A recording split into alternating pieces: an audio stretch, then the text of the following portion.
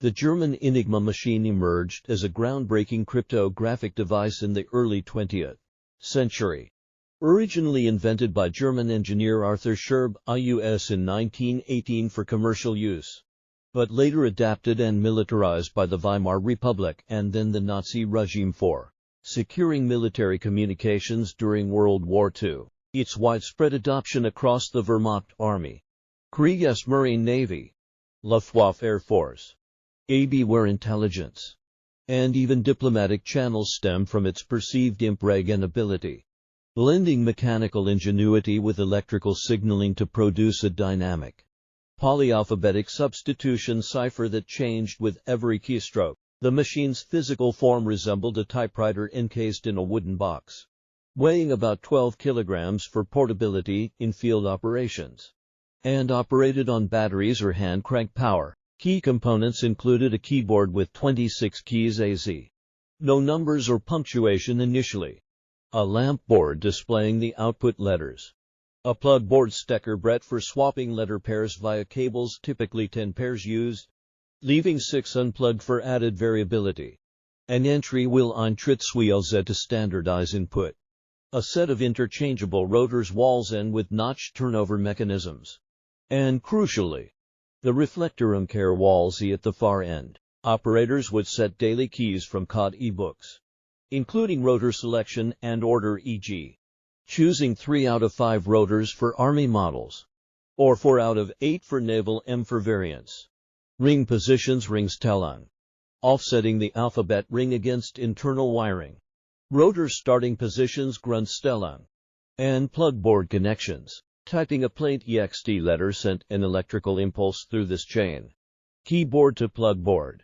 Entry wheel. Forward through rotors, each scrambling via 26x26 internal cross-wiring S. To the reflector. Back through rotors in reverse along altered paths due to the forward scrambling. Back through entry, wheel and plugboard. Finally illuminating a ciphertext lamp. The rotors advance stepwise rightmost like a fast odometer, triggering leftward turnovers at notch points, ensuring no two consecutive letters used the same substitution. With a full cycle period exceeding 16,000 letters for 3 rotor setups. This elaborate setup generated an enormous key space for a standard 3-rotor Enigma with 5 available rotors. Rotor order alone offered 60 possibilities, 543. Starting positions 26-3, 17,576. Ring settings another 26-3, though partially reduced by notch interactions. And plugboard pairings a staggering 150 billion or more exact Komen Eder ICS. Bin 26 2 times bin 24 2 times dots 10. For 10 pairs. Naval versions ballooned this further with additional rotors and reflectors like the thin beta gamma. In M4, the Germans enhanced security through procedural discipline. Monthly code ebooks specified base settings. Daily sheets added specifics. And message-specific indicators SBRUCHSCHLSSEL were encrypted twice at transmission start to obscure them. Confidence in Enigma was so high that high command figures like Admiral Karl Dnitz and Field Marshal Erwin Rommel relied on it for real-time orders. Assuming intercepted radio traffic via Morse code remained gibberish to enemies. Yet, beneath this facade of complexity lurked a singular mechanical design flaw originating from the reflector's architecture.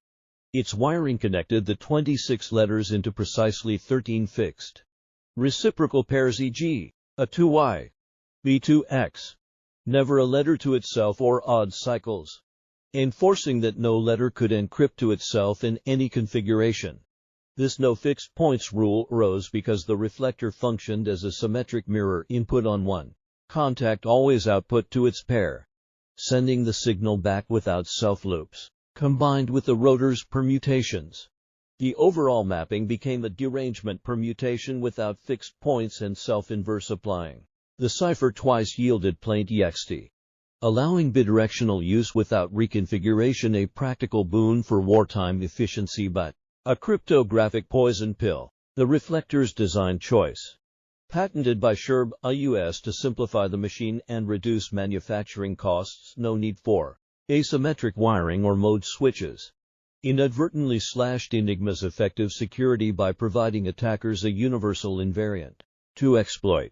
Unlike modern ciphers where self-encryption is possible and even probable statistically, 1/26th chance per letter, Enigma's prohibition meant that in any ciphertext, no position could match the underlying plain text letter, a property that dramatically accelerated cryptanalysis when paired with cribs known or probable plain text.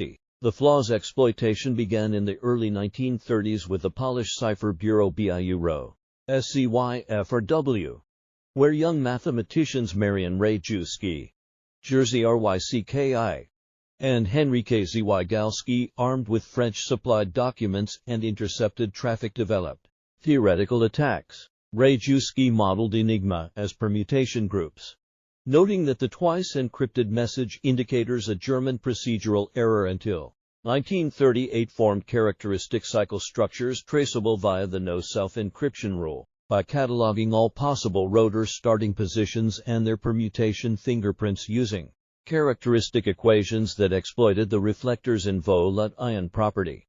They built cyclometer SN Zwygalski sheets perforated overlays to solve daily keys, even recovering unknown rotor wiring mathematically. When Germany added plugboards and more rotors in 1938 to 1939, complicating Polish methods, they shared their insights with Britain and France just before invasion in July 1939. At Britain's Government Code and Cipher School GCCS in Bletchley Park. This foundation was industrialized under Dilly Knox, John Jeffreys, and especially Alan Turing, who formalized the attack in his 1939 treatise on the Enigma. Turing recognized the reflector's flaw as the key to mechanized crib dragging. By assuming a crib, e.g., from predictable German message structures, weather reports like Wettervorher Sage Biskaya or Wetterbericht, naval grid references, routine salutes Heil Hitler, and Die Gruppe, Kenebesen Ereignisse, bomb reports with times dates, or even single words like EINS cataloged for frequency. Align it against ciphertext and test machine settings. The British Bombe, evolving from Polish Bombe devices, was an electromechanical simulator with 36C to 110 Enigma equivalence drums wired to mimic rotors, spinning at high speed to check configurations. For each trial, it propagated assumed letter mapping S through a menu of chained implications loops derived from crib ciphertext pairs, seeking consistent closures without contradictions. The no self-encryption rules supercharge this. Any setup implying a letter map to itself, e.g., crib W aligning to ciphertext W, triggered an immediate stop rejection via electrical mismatch, discarding that path in microseconds. Without this filter, the Bombe would drown in false positives.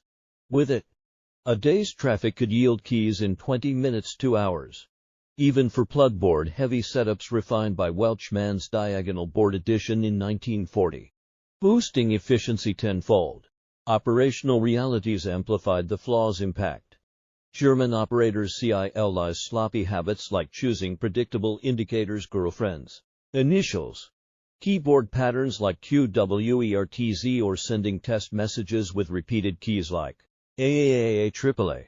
Stereotyped content, formulaic army reports, Luftwaffe weather predictability, and transmission errors provided abundant cribs. Naval Enigma, tougher with 4 rotors and no repeated indicators post-1940, fell via pinches captured COD e-books from U-boats like U-110 in 1941, and traffic analysis, but still relied on the reflector flaw for Bombe runs on cribs from known convoy codes or depth charge reports. By 1943, Bletchley decrypted 84,000 messages monthly, fueling ultra-intelligence that turned tides, averting U-boat ambushes, saving 500 ships in the Atlantic, preempting Afrique Corps' moves at El Alamein, misleading on D-Day deceptions Operation Fortitude, and exposing the weapon sites. Post-war analyses confirm, absent the reflector's no fixed points mandate, crib attacks would lack their elimination power.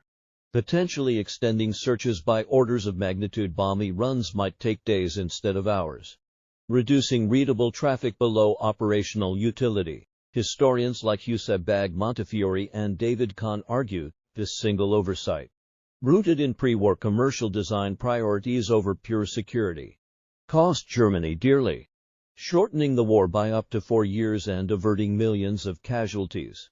Ironically, attempts to fix Enigma like tunable reflectors in late war prototypes came too late, as the core flaw persisted in fielded machines. In retrospect, the reflector's elegant reciprocity, meant to streamline warfare, instead invited its undoing through mathematical inevitability.